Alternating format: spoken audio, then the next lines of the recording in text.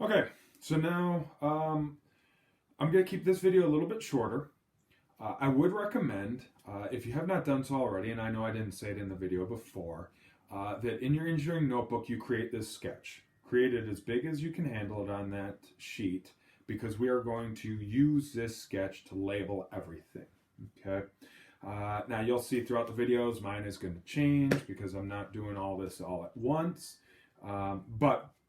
And plus I'm going to have to erase and resketch and all that kind of fun stuff. Okay. All right. So, but you should definitely do this. And then you are probably going to use about 3 or 4 pages in your engineering notebook, depending on how small you draw and all that kind of stuff and write. Okay.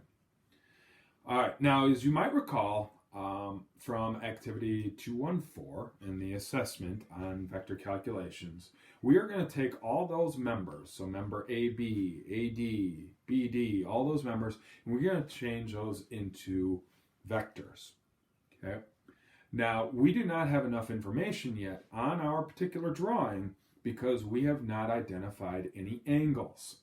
You cannot just assume and do a Pythagorean theorem to calculate this. Some of you might think, oh, well, I can calculate this, all right, by using Pythagorean theorem, a squared plus b squared equals c squared. And I have 3 and 3, but that does not work. All you're going to do is you're going to get the length. That is not the actual force within that system.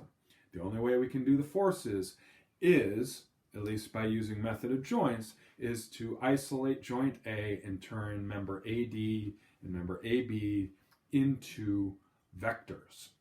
Okay. Now you might recall, in order to do that, we need angles. So we are going to use SOHCAHTOA. Get used to it. If you have problems with SOHCAHTOA, make sure you contact Mr. Beebe or watch a video or whatever you need to. Okay? All right. So, what do we know? Okay? We are going to need several angles. Okay? The first one we're going to do is we're going to calculate angle A. Okay? This one should be relatively easy. All right? So, angle A. Okay? Right in here. Angle A, I have from here, I'm going to draw that down, I have a distance of 3 from here to here, because it's that exact same distance from that corner to there. I also know that the height happens to be 3. So if I put this in, okay, that is opposite and adjacent. So in order to do that, I'm doing tangent theta equals opposite over adjacent.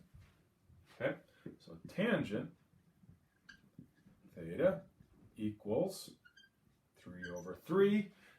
All right, we could go through this. Theta then equals the inverse tangent of 3 over 3. And you could probably guess, just from looking at this, that's an equilateral triangle, so that is 45 degrees.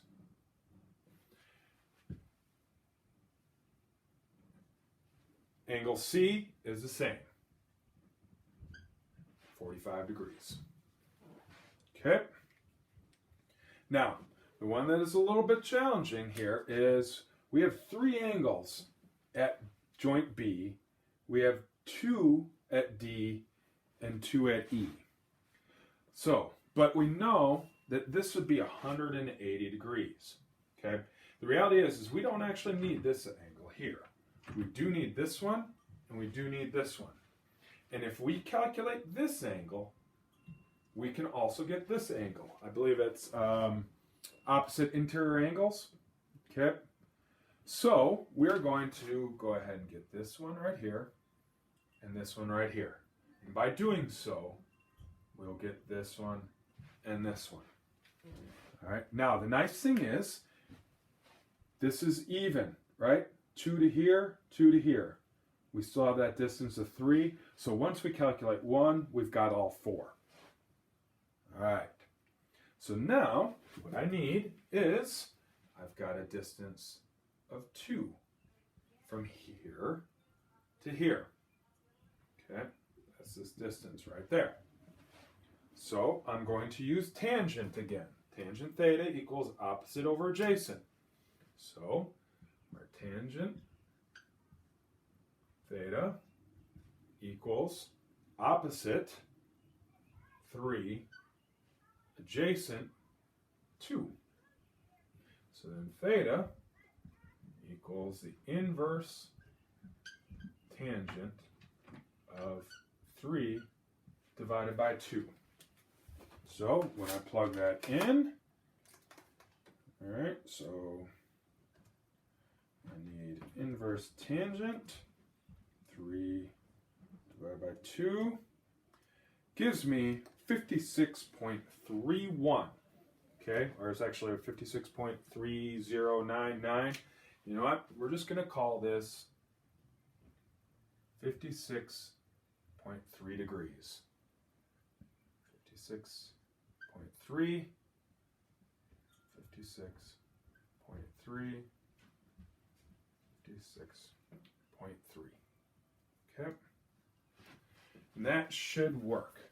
Now we have all the interior angles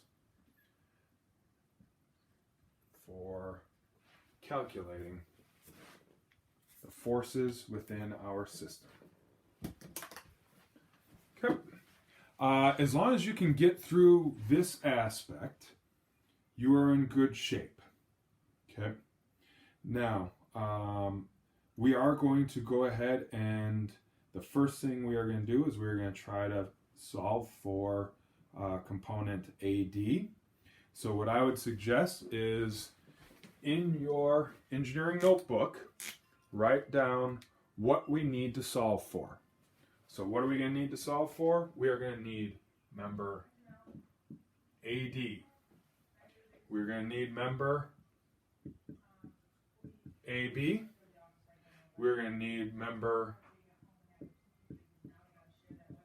DB, member BE, member DE, member BC, and member CE. So 1, 2, 3, 4, 5, 6, 7. So go ahead and get those in, write that down, and in the next video we'll show how to calculate members AD, AB, CE, and BC. Okay, thank you.